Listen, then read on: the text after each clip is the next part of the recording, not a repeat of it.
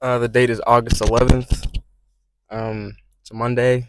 It seems like the schedule for these videos are Mondays and Sundays mostly, so I'll try to adhere to that schedule. So for this week's video, I wanted to talk about something a little more practical. Uh, in the past, I've talked about kind of general topics. So this week is going to be about the NASM CPT exam and what I've done and what you could potentially do to pass the exam to, just reduce as much time as possible that you devote to actually studying for it. This is something I'm just passionate about on the side. It's not my main job, but I am passionate about fitness and health, so I thought I'd pursue this certification.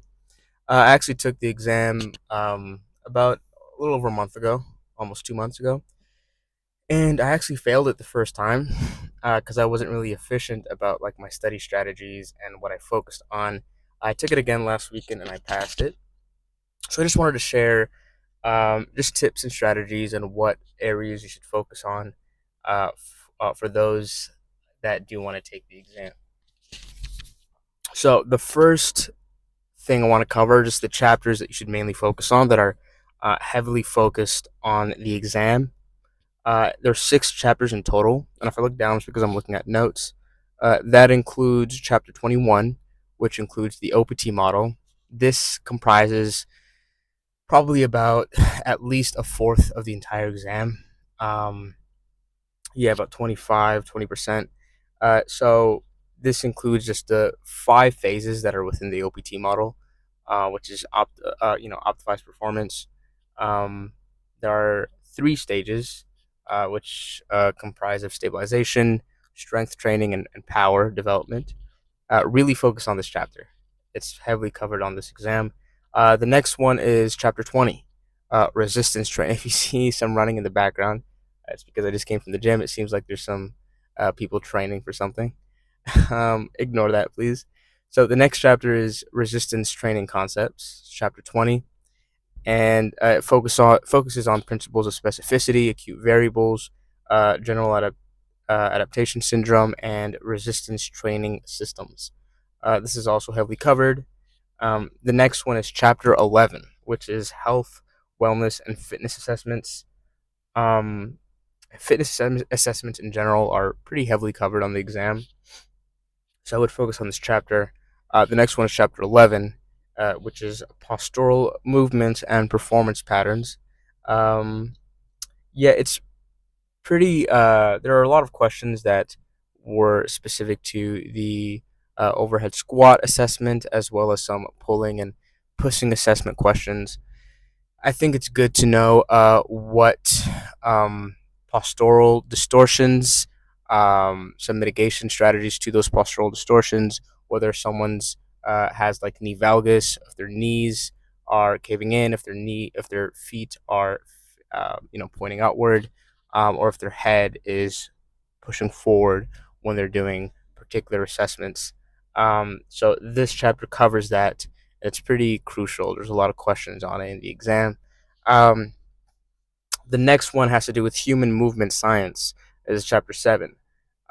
So this covers planes of motion and other other anatomical forms. I don't think you really need to go into like thorough detail into the different anatomical structures and all the muscles and uh, things like that in the body. But it's generally good to know, the largest muscles that are located in your back, your abdominal muscles, your quadriceps, hamstrings, anterior, posterior tibialis, your calf, your main muscle groups, so that you know what antagonizes or agonizes one muscle group, what synergizes a muscle group, and what um, where how one muscle group can be overactive and how it affects the underactivity of other muscle groups, usually on the opposite side. So for that reason, you should focus on just the general knowledge of anatomical locations. Um, Chapter 6, the final chapter that you should really focus on, is integrated training and OPT model. OPT is like just what you need to really focus on for this exam if you just want to ensure that you pass. Um, if you spend 50% of your time just focusing on this section, you will likely at least pass, I think. Um, but you should focus on these other topics that I'm going to cover as well. So another piece of advice is to really hone in on the concepts and not so much on memorization. I think I made the mistake in the first exam that I took, and really trying to go through the flashcards, just memorize some terms and structures, not really understanding how one thing affects the other, how concepts relate to each other.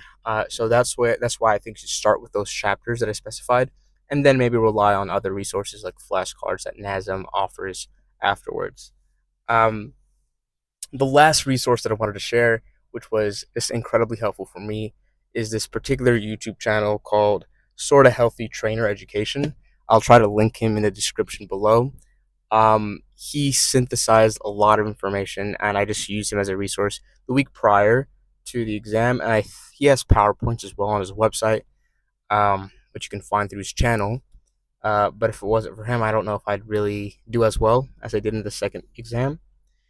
Um, Last piece of advice, bonus tip. NASM actually has a YouTube channel if you're taking the exam through NSAM, where they offer podcasts covering some major topics that are definitely covered on the exam. So I would check that as well.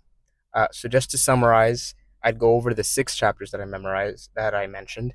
I'd focus on concepts, not so much on memorization. I'd go over podcasts and the YouTube channel that I referenced below as an additional resource. And if you follow these, you should definitely pass the exam. And to those that are taking it, good luck, and I appreciate you watching this video. See you next week.